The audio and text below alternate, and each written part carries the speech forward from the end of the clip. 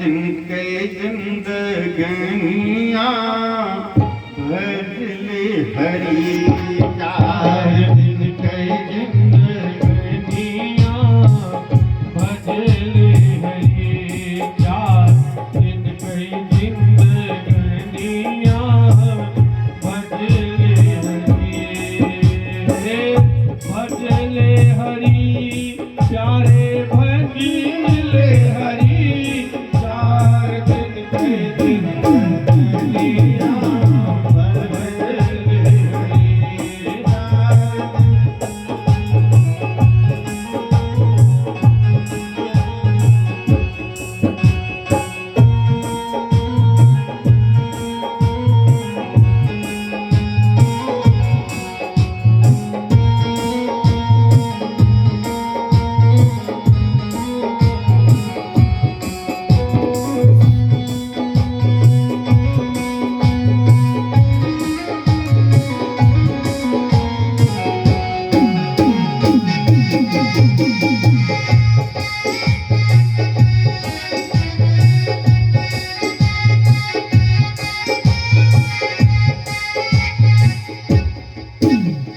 हरि नाम का सुमिरन कर ले कटे पाप का फंदा। हरि नाम का सुमिरन कर ले कटे पाप का फंदा। हरि नाम का सुमिरन कर ले कटे पाप का फंदा। लैया हथवा मारा मारिया भजले हरि। लैया हथवा मारा मनिया भजले हरि। 4 दिन के जिंदगनिया भजले हरि।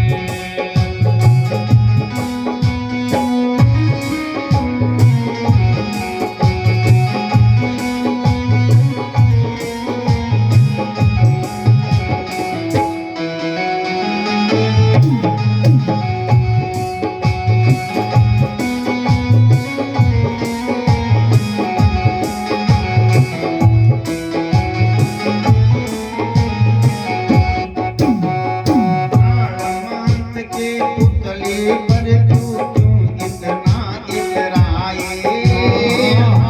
मास के पुतले पर तो क्यों इतना इतराए। सोने जैसी काया एक दिन, सोने जैसी काया एक दिन मिट्टी में मिल जाए। फूट जाए राजधानियाँ भजले हरि। फूट जाए राजधानियाँ भजले हरि। 4 दिन के जिंदगनिया भजले हरि।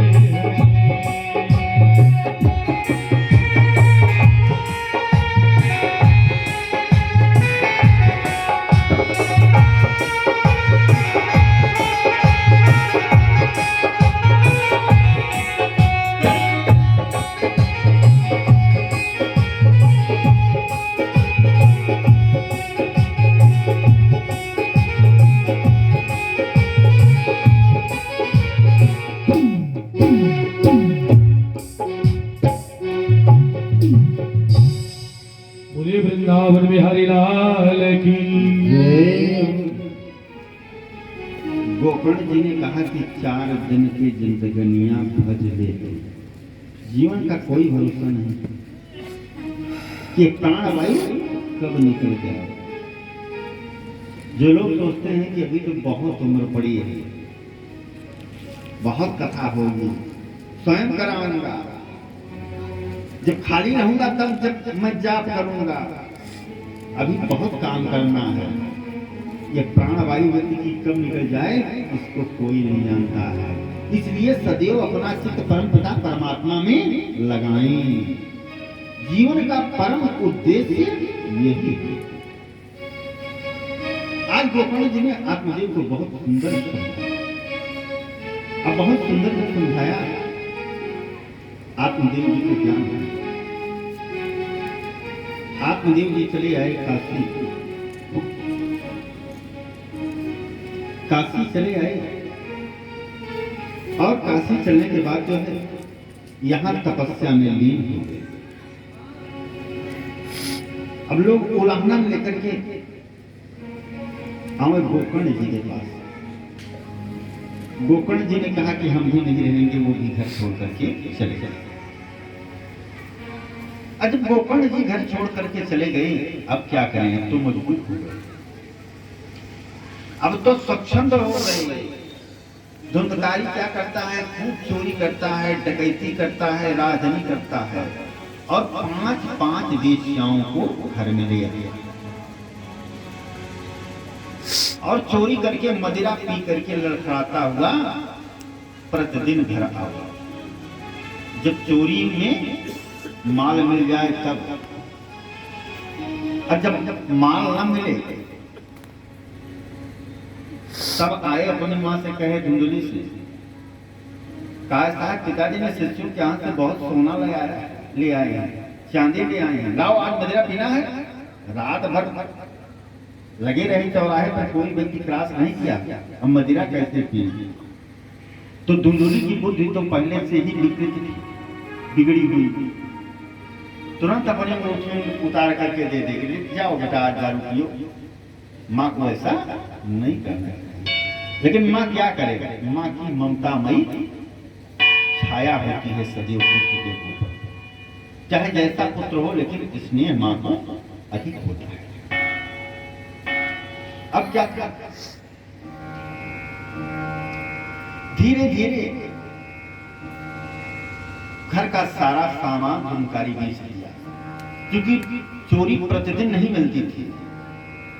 जो पंडित जी बैठे और एक दिन आया और अपनी माँ को बुलाया, कहा ऐसा है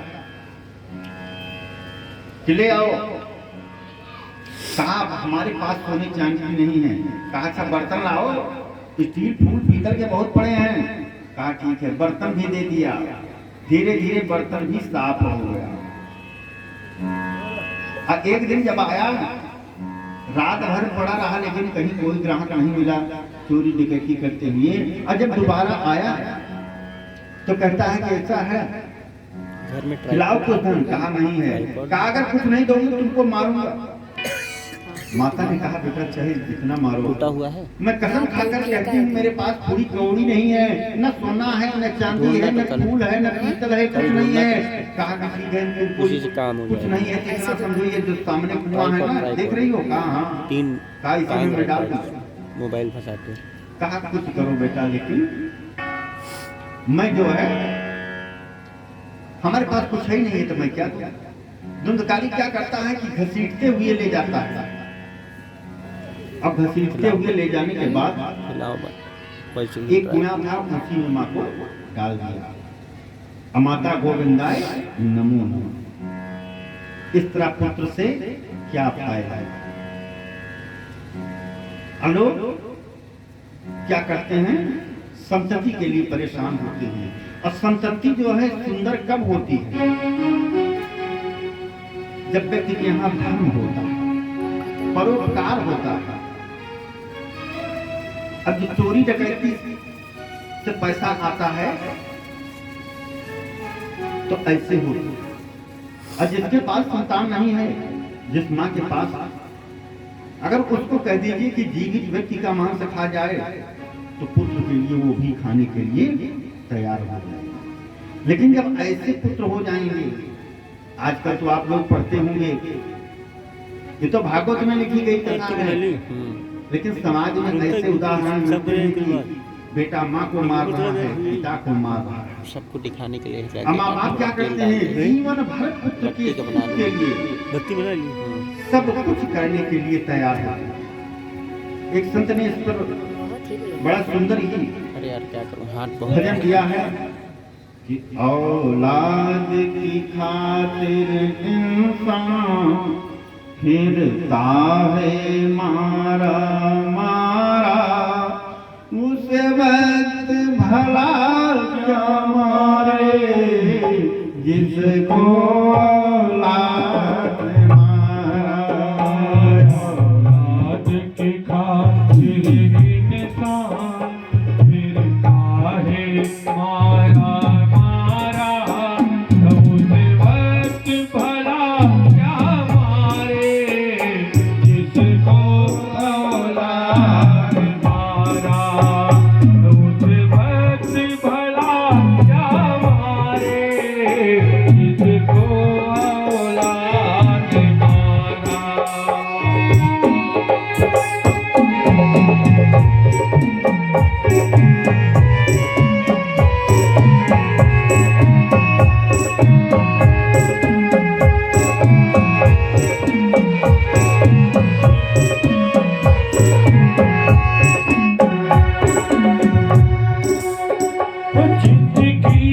खुशियों की खातिर रातों की नींद गंवाई, जिनकी खुशियों की खातिर रातों की नींद गंवाई, उसने उसकी खुशियों की जीते जी चिता लगाई, जिसे चाहा आए उसने अपने जान से प्यारा, उस वक्त भला क्या मारे जिसको औलाद मारा, उस वक्त भला क्या मारे जिसको औलाद मारा।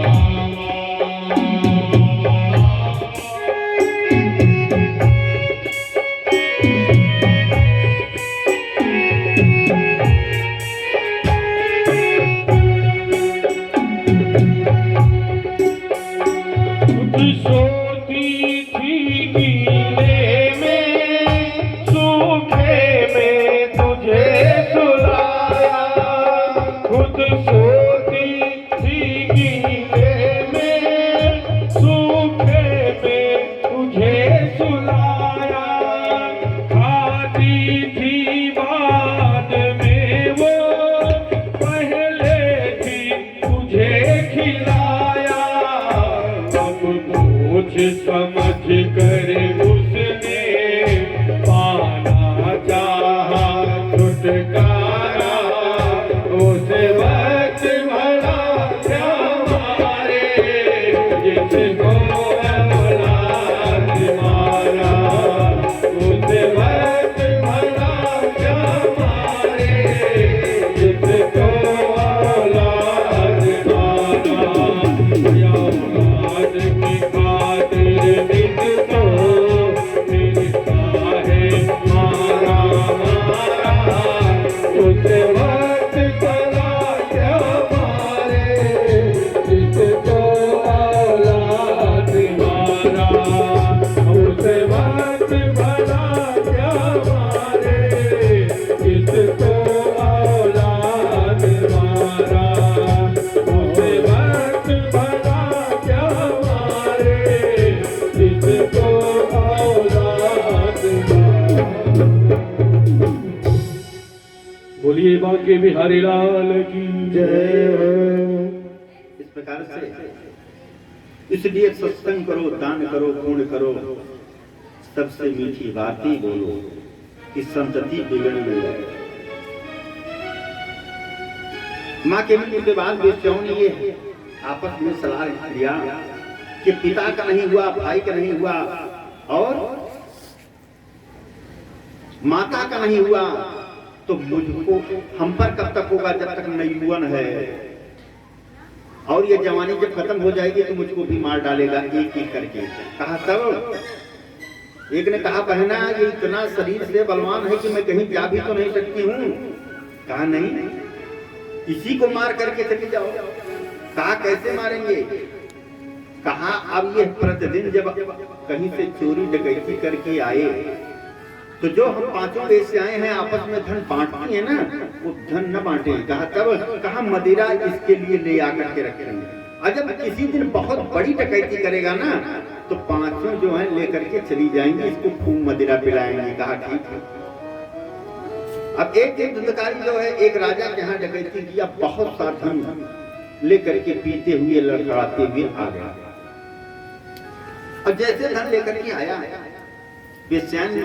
वेश्याओं को बुलाया, कहा देखो प्रिय बहुत सा धन मैं लेकर के आया हूँ, देखी एक दौड़ती हुई ये गई आपस में ये सलाह बनाया कि आज बहुत सा धन लेकर के आए हैं और आज ही इनको इतना मदिरा पिलाओ ना कि इनको मार करके खत्म कर दो और धन लेकर के चलो।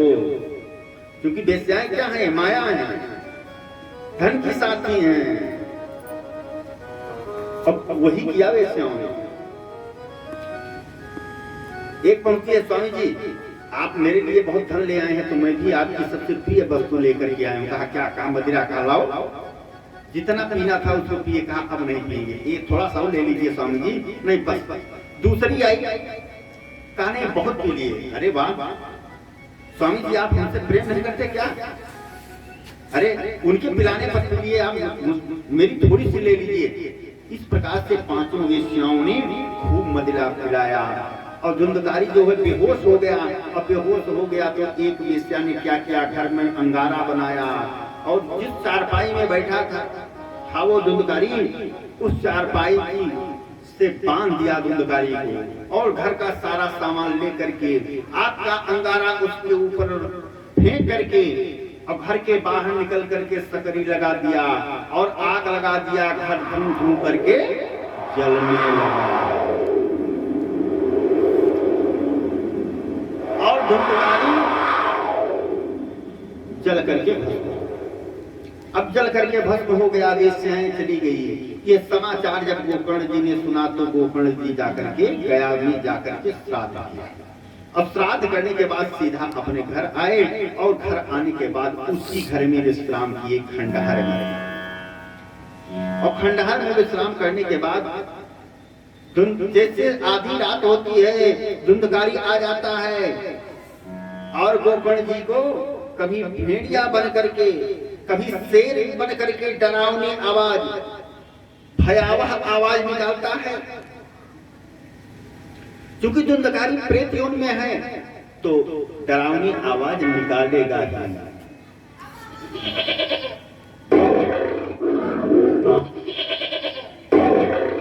गोकर्ण जी चिंता में पड़ गए। गोकर्ण जी ने कमंडल से जल निकाला और अब सिंचित करके छोड़ दिया। जैसे छोड़ा तो देख रहे हैं कुछ आकृति बन रही है, पुनः छोड़ दिया। अब पुनः छोड़ने के बाद पुनः आकृति बन गई। वो आकृति बोल उठी, कहा कस्तम कौन हो? कहा अहम भ्राता तुल्योस्मि धुंधकारी नाम का। कहा भैया मैं तुम्हारा भाई हूँ धुंधकारी। कहा वाह भाई धुंधकारी भाई हो तो ऐसा, जब तक तुम्हारा जीवन रहा, जब तक जीवित रहे तब तक हमको चैन से नहीं रहने दिए।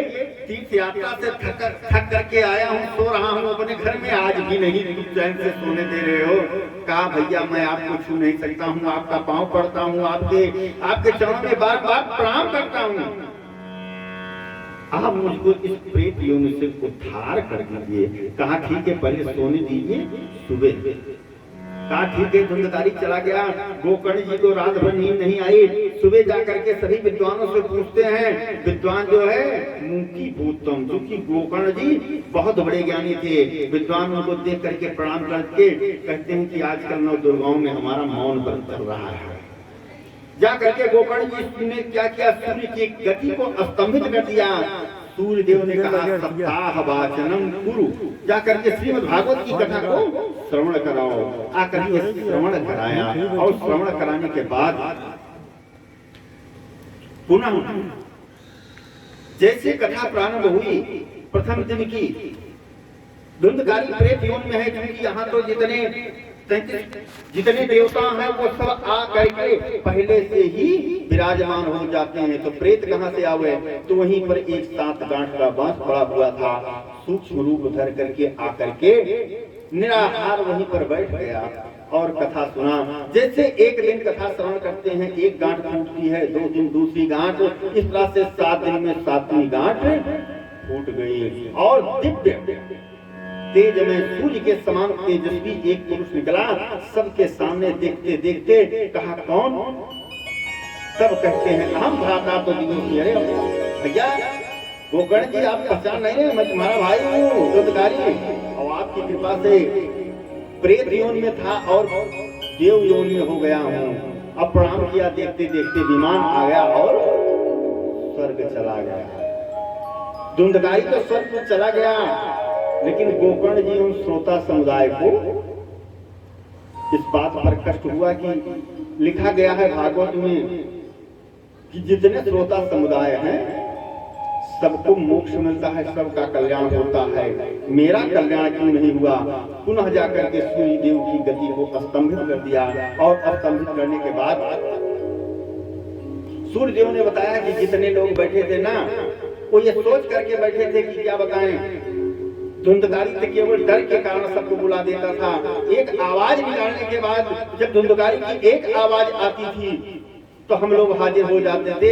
अब गोकर्ण उन्हीं का भाई है तो कम से कम सीधे साधे हैं, चलिए एक हफ्ता बैठ करके कुछ कह रहे हैं सुन लिया जाए। माया मोह में थे। अगले वर्ष सावन में पुनः अनुष्ठान किया और विमान आया और सब विमान पर आरूढ़ होकर के स्वर्ग को चले गए। तब से यह श्रीमद् भागवत की कथा में पहले दिन की कथा है धुंधकारी की। आज भी 7 गांठ का बांस गाड़ा जाता है जो नवग्रह वेदी के उस तरफ है। कहते हैं कि परिवार में जिसकी अकाल मृत्यु हुई है, जो भूत प्रेत योनि में गए हैं, वहीं पर आकर के कथा को श्रवण करते हैं और 7 दिन में मोक्ष को प्राप्त करते हैं। कथा आज प्रथम दिवस की थी, विश्राम ले रही है। कल पुनः ठीक समय 2 से 5 कथा होगी। आज तो प्रथम दिवस है, प्रथम दिवस में पहुंचना